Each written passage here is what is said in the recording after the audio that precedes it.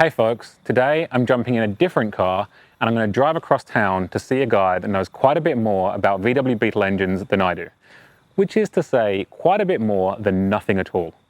He's going to help me split open the crankcase, take a look at how worn things are, and then get this engine back on the path to rebuilding it. So let's go see him.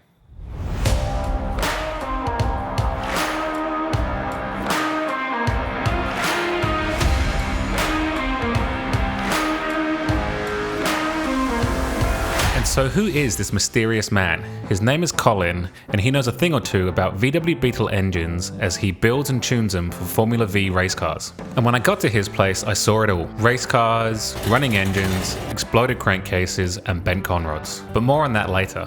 First of all, we've got to get Birdie's engine packed up. I'm just loading the block into these boxes here so I can pop them in the back of the car. I'm also going to have to load up the other car parts I've got under the bench here. So they take the whole lot there, he can have a look, he can inspect them, tell me what we're dealing with, and figure out a plan moving forward. And no one likes tidying things up, but you know what will make this go faster? A montage.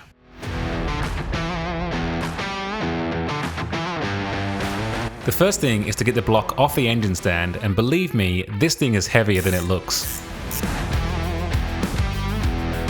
I put the block on a couple of pieces of wood, mostly so I wouldn't crush my fingers. Even though these Type 1 engines are small, it's amazing how many parts there really are.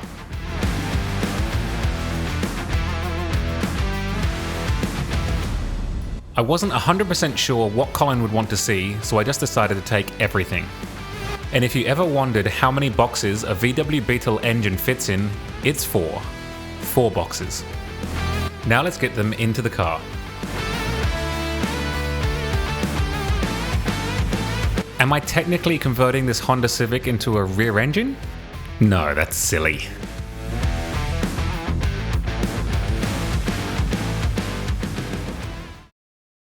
Colin was a bit camera shy, so I said I'd keep him out of frame most of the time. However, he did agree to be mic'd up so he could impart his words of wisdom about these old engines. And with him all mic'd up, let's hear what he has to say. What we've got to do is split the case. You really need an engine stand to do this, because otherwise it's quite difficult to manoeuvre the case to. Yeah. Now the oil's been drained. Yeah, oil's all been drained. Yeah. Well, best I can, I guess. The first thing we need to do is take off the pieces that span both sides of the case. This includes the oil filter. Okay, we need to remove that. Take the oil pump out. Yeah. Before we can do anything. And these are all just held on with 10mm nuts and bolts. I've had them all up before, so they shouldn't be a struggle. Oh, so you had all that off? Yeah, I've had this off as well. I just put it back up, finger tight, pretty much. Oh yeah, these are just finger tight pretty much. It is funny watching just how wobbly I am with the wrench compared to Colin. I guess years of practice does pay off. Well, the majority of the bolts seem to be 13mm. Taking it apart, it's pretty much made a 13mm socket and you're up to go.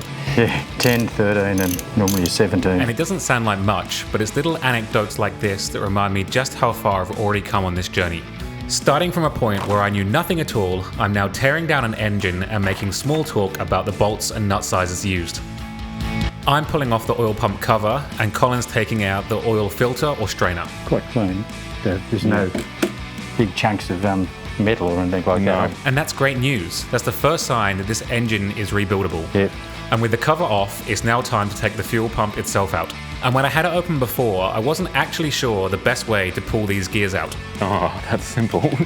Just magnet them out. But that's what I'm here for. To learn, and now we'll learn how to take the oil pump itself out. Now when you take the oil pump out, the case has been clamped, so it's clamped around it, you can take a bit of the pressure off. This just relieves a little bit of pressure the case is applying, holding that pump in, making the pump easier to pull out. This isn't Colin's first time, so he's got a special tool specifically for pulling the oil pump. You can build or buy these yourselves and it makes the job a lot easier. Made up so that those two prongs fit inside the inlet and the suction. After I made it, I found I could buy them, but it's always a way. That's how you know you've done a few of these, when you've got a specific tool just for pulling this model of oil pump. Yeah, so I guess these are the sorts of things that for the first time that anybody pulls it down, to know that things like this you need special tools for. And that's so true. Having the right tool makes such a difference. And on these simple engines, the right tools aren't even that expensive. It's certainly cheaper to get the right tool than to break the part and replace it. Because even getting the main pulley off, just having a puller for that as well. Yeah. Like I'm sure you could try and wrestle it off. probably damage it in the process. But you'll buckle it if we do that. But then you get the right tool when it's just easy. Yep, I've seen people try and get the oil pump off with a cold chisel and all sorts of things. Yeah. Oh God, they make a mess. Not only the oil pump, but the back of the case as well. Yeah. It's out. Okay, with your oil pump, you can see in there the scoring inside the pump. It's had foreign material in there at some stage. Scoring in here isn't a good thing. We want a near perfect seal between the gears and the sidewall. This is to ensure that the oil is pushed up through the oil galleries into the engine and not through the scores themselves. This is definitely going to need to be replaced. The standard is 21, these are at 26, and you can get a 30mm pump. Right, okay. I use the 26 because I find that gives an adequate oil flow, better than the standard, but it's not, you can go too big with the oil pump, well, it takes energy to turn it, and it tends to pressurise the system unnecessarily. Okay. And with the oil pump out and destined for the bin, you would not use that again.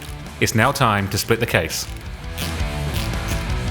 There's 10 to 20 individual nuts and bolts on here that you've got to take off. I didn't count them. And each one has a washer to be aware of as well. Okay, these are your main bearing bolts and nuts. So just crack each one. And the goal here is to do each one of these a little bit at a time to reduce pressure on the crankcase evenly.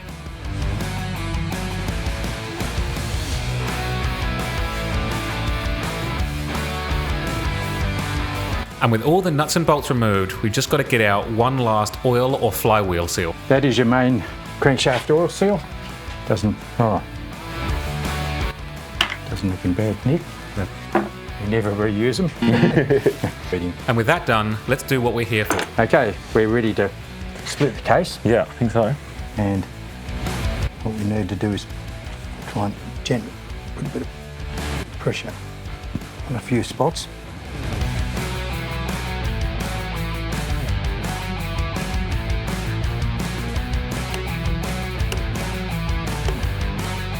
That's starting to open up now. Now the top can be quite difficult. Don't let anybody see you do this, but you can get away with using a screwdriver like this here because it's not actually a seal or anything, but never do this anywhere else on the case.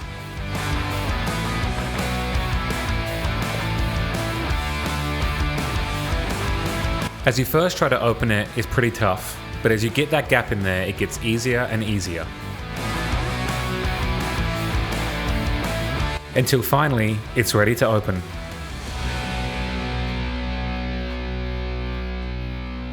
okay, here's the exciting part. So a cam follower is falling out. Yeah. Have a look at the sludge in there. So these are the cam followers here? That's the cam followers. They go in those holes. Yeah. And the camshaft runs in there. Yeah. So that is running on the cam lobe Oh, go on. Yeah, to yeah, open yeah. and close the valve. And that pushes the push rods. Correct. So that's it. That's what's in there, and it's pretty straightforward. So now let's take a look at the condition. Now with the cam followers, we're looking for slightly domed and it's actually concave. Your reel should be able to rock. Yeah, you can definitely see the daylight through Yeah, there. yep. So those cam followers, they're beyond use. Yeah. Colin then weighed the cam followers to see what's currently in the car, and even suggested some lighter ones to get better performance when we put it back together. So far, that's the oil pump and the cam followers going in the bin, but are any of the parts good? Camshaft looks to be in good condition. Well, that's great news. And what Colin's looking for here is any more scoring on that camshaft, or anywhere the hard surfaces have broken down and there's pitting. And unfortunately, that good news was short-lived. Yeah, okay, that's not looking too good. When we took the camshaft out and had a closer look, some of the cams had very rough surfaces. So why don't we now take a look at the bearings and bearing saddles. First, we'll look at the saddles, which is the part of the case where the bearing itself sits. The bearing saddles, you've got to check those for wear. If you can feel that ridge with your fingernail, Oh, yeah. that means it needs line boring. Okay. You can definitely feel that ridge with your Yes. fingernail. Yeah. Yeah, I assume that was going to be the case, to be honest. It's not too bad on that one. Oh, that one's even worse, isn't it? Yeah. Yeah, this one you can't really feel at all. That one's fine. No, but that one's really bad. Yeah. So that means this case is going to need a line bore, where a cutting bit is passed through all of these holes simultaneously and makes them slightly wider and smooth at the same time. We then fill the gap by putting oversized bearings back into this case. And now we can take a look at the bearings themselves. These parts would almost certainly be replaced anyway, but you can see here where they're worn. There's a copper layer under the surface of the metal, and you can see that copper starting to shine through, which means they're pretty worn. The white metal's gone. And it's worn through to the copper. We're back to the copper. Yeah. The last part for us to take a look at inside here is the crankshaft and con rods, but that's easiest done over on the bench. Okay, that's just an old gland nut welded to a piece of RHS, enables us to clamp it in the vise and work on it. And work on it we will, with the first step being to disconnect these con rods. Oh, crikey. And you're not going to hear that on too many other automotive YouTube channels. So if that doesn't get a like and subscribe, I don't know what will. And so there's no one on there saying, oh, crikey, when they're doing that. Before we finish taking a look at the condition of the crankshaft, why do we even care about these parts? Why don't we just run it as is? Well, Colin is a member of the Formula V community and builds race engines. And here's an example of when things go wrong. Okay, this is a result of the big end bolts breaking. They normally go under there and onto there with the bearing cap underneath. So that was in there, and bits have let go and come up through there, and as you can see inside there, a bomb has gone off. That has seen better days for sure. Yep, we've got some scrap metal down here, plenty of it. But then that's the result of a piston. That was a number 4 piston that as it was going up towards top dead centre, the con rod got jammed and the piston kept on going and just split the piston straight through the gudgeon pin.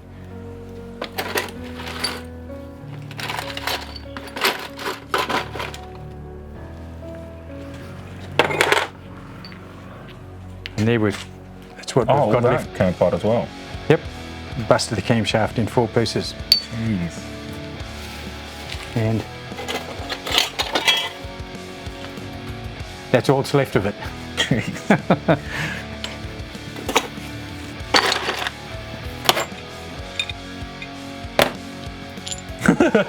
Next to me it looks even worse.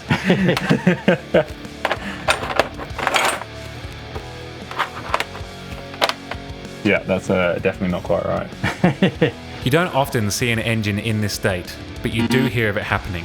It's just a stark reminder that we've got to get all of these pieces right when we put Birdie back together. Let's finish disassembling that crankshaft and see what condition it's in.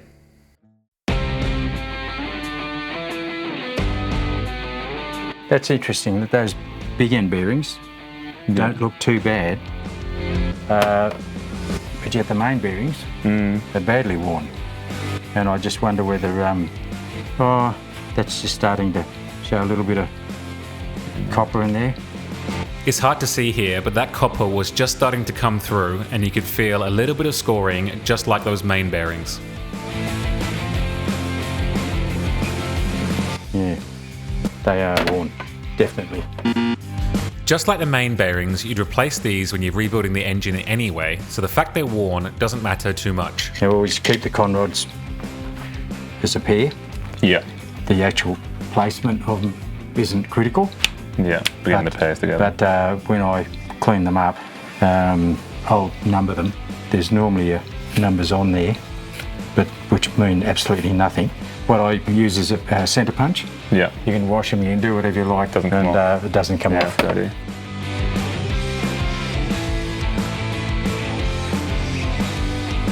The Volkswagen crankshaft is a forged crank, Yeah. which is a whole lot stronger than a cast crank. Some of the Volkswagen cranks, the aftermarket ones, are cast. Yeah. And they're lighter, but obviously they're not as strong. See the mark in that one? Yeah. This big end bearing was more worn than the other one. It might not seem obvious, but wear on the main bearings can actually cause wear on the big end bearings too.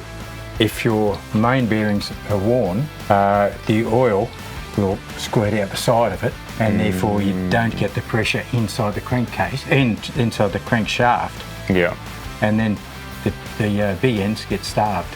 Yeah. And then, so once the mains start to wear, it doesn't take long before the big ends are worn. So these com rods can probably be reused. It's just the bearing absolutely. What I do, I close them up, torque them up, and measure that to make sure that's round with a bore gauge. Oh, right, yeah. So the bore gauge will give me a reading to a hundredth of a millimetre. And if it's not round, what we do, the process is called close and honing.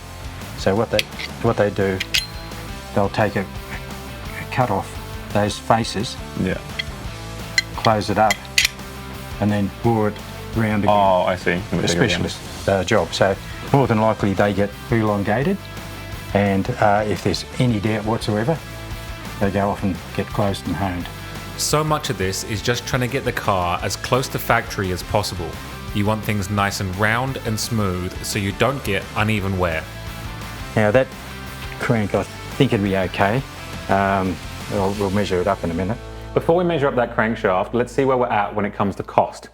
We know we're going to need a new oil pump, oil seal, cam followers, camshaft, main bearings and big end bearings, plus all the consumables. Now luckily, because the VW Beetle is one of the most popular production cars ever made with over 12 million sold, the parts are pretty easily available and relatively cheap. What we're going to need is a new oil pump. That's going to set us back maybe $150. The flywheel seal is pretty cheap. We can probably pick one of those up for about $15. We're going to need some new cam followers, and depending on the type of cam followers we buy, the cost can vary, but we can budget about $250 for those. And then for the camshaft that we're going to need, another $250 to $300 again. The main bearings themselves, plus the big end bearings, are going to set us back about another $200. That brings a total cost, depending on exactly what we'll buy, somewhere between $800 to $1,000, which is not too bad, but keep in mind this is just the bottom end. Now let's go back and figure out if we need a new crankshaft. So that's the first undersize. Undersized because it's worn, or? No, so it's been ground to the first undersize. What Colin's doing here is measuring the crankshaft to see what size it is, and what he's found is that it's already been ground once before. This probably means that this engine has had at least one rebuild in the past. Regardless though, it looks like this crankshaft is in good shape and we can reuse it. The crankcase itself was in pretty good shape. It was a bit gunked up in some of the oil galleries, but that's nothing a clean won't fix. And part of that clean is just scraping the surfaces to get rid of any old gunk and any old seam sealer to make sure we've got a nice smooth mating surface when we put them back together. And finally, Colin had one last trick to show me, the engine test stand. We can build an engine and we can put it on this jig to test it and make sure that everything's okay. Having this engine test stand is going to be great. It's going to let us run the engine up to temperature and let the piston rings bed in so we can make sure it's all working correctly before we put it back in the car.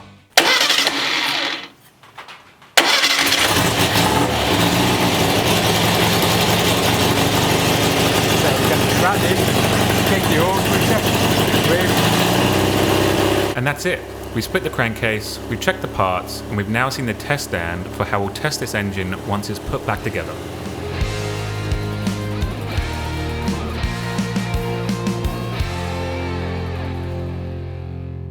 I'm now back home from Colin's place, and I've left the bottom end of the engine with him. He's going to start taking a look at the machining work that needs to be done to the crankcase. At the very least, we're going to need that line bore through the center to make sure those bearing saddles are nice and smooth and round. I had a great time there with Colin, massive thanks to him, and I learned heaps. But now, let's get the machining work done, get it cleaned up, start thinking about how we put it back together, and we're one step closer to getting this car back on the road. We have magpies that hang on. We have 7 magpies. Do they swoop? No. No, that's all right then. I was going to say, this is the magpie swooping. Yeah.